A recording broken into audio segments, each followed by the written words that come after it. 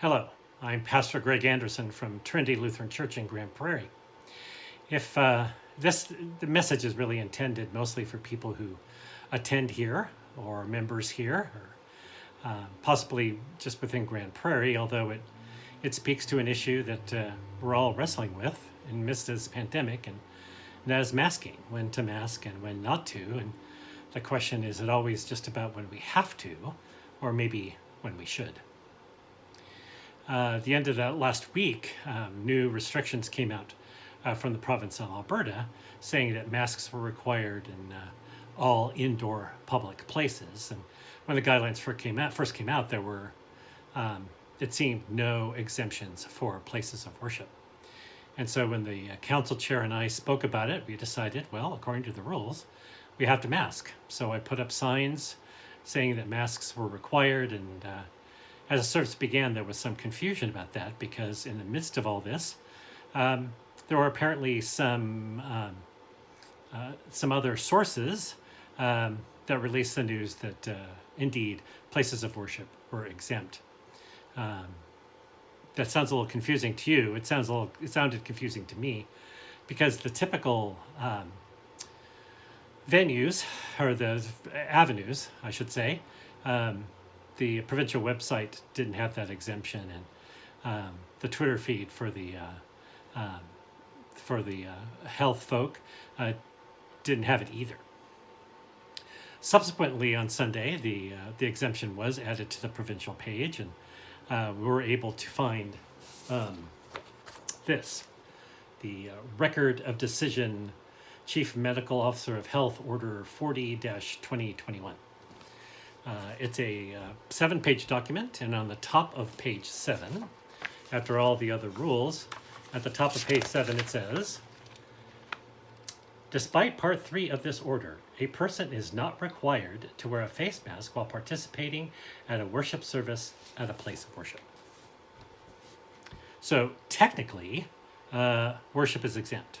Now, just before I started this recording, we got an email from our Synod office detailing the actions of the Edmonton City Council.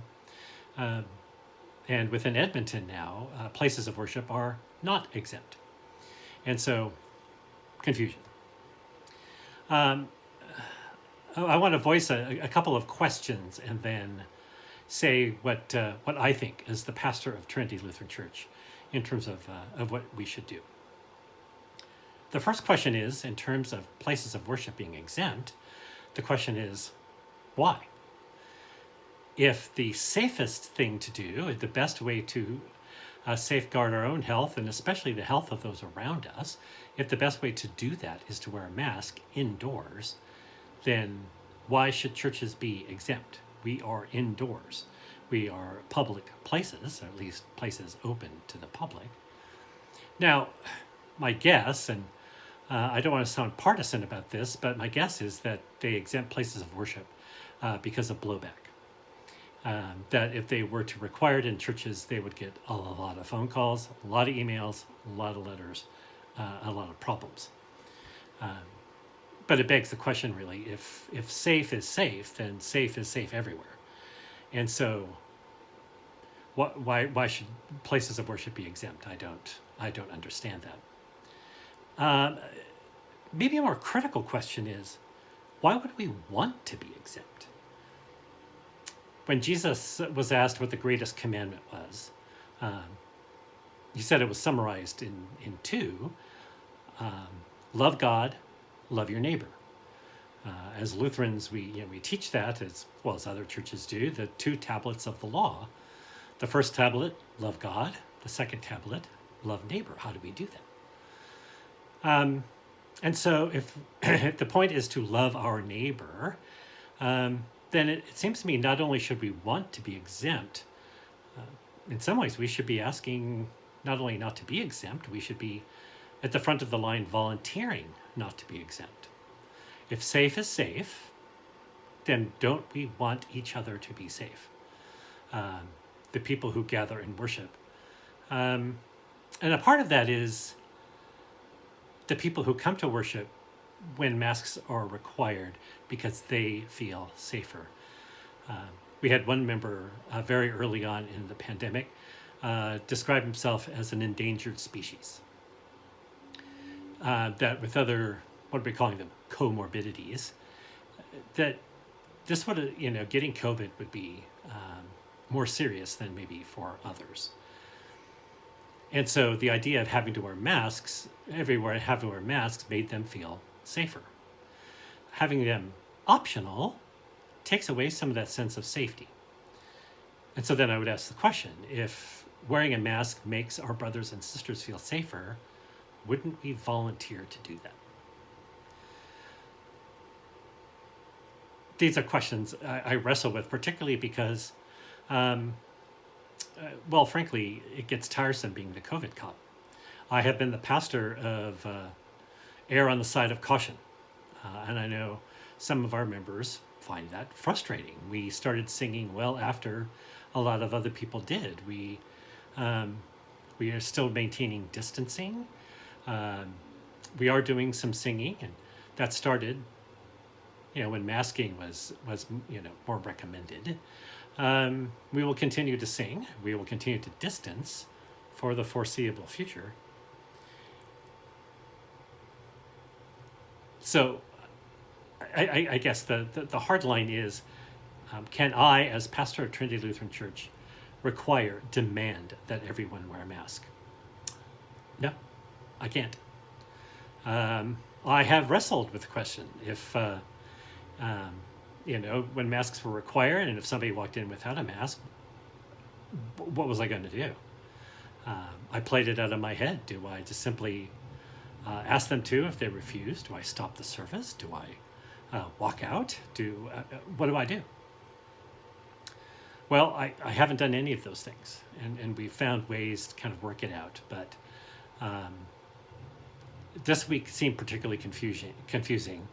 There seems to be, silence from the people we relied on, and so left to our own decision making, congregation to congregation, city to city. I pose those questions to you. Why should places of worship be exempt? And why should we want to be? I will be masking from my office here into the sanctuary, and from the sanctuary here, I will unmask, maybe, particularly during the sermon when my voice is, needs to be clear. I tried this past Sunday, putting my headset on and then putting the mask over it. I may do that just as I'm quite distant from everybody, even from the piano player, the required 2 meters.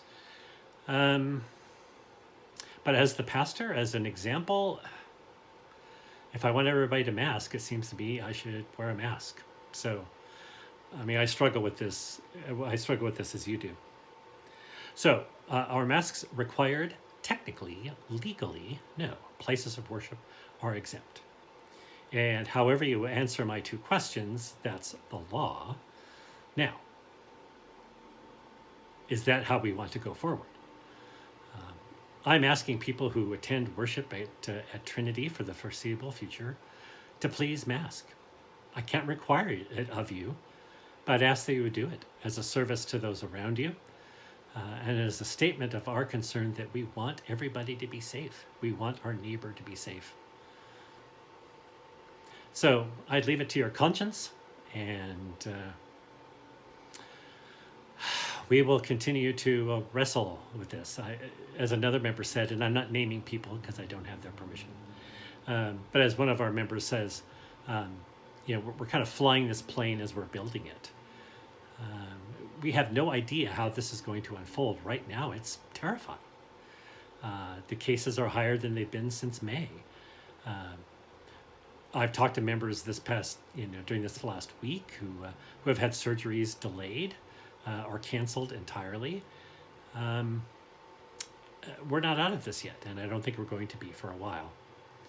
So, as tired as we are, as weary as we are, I ask that we continue to ask that question: how do we best love our neighbor?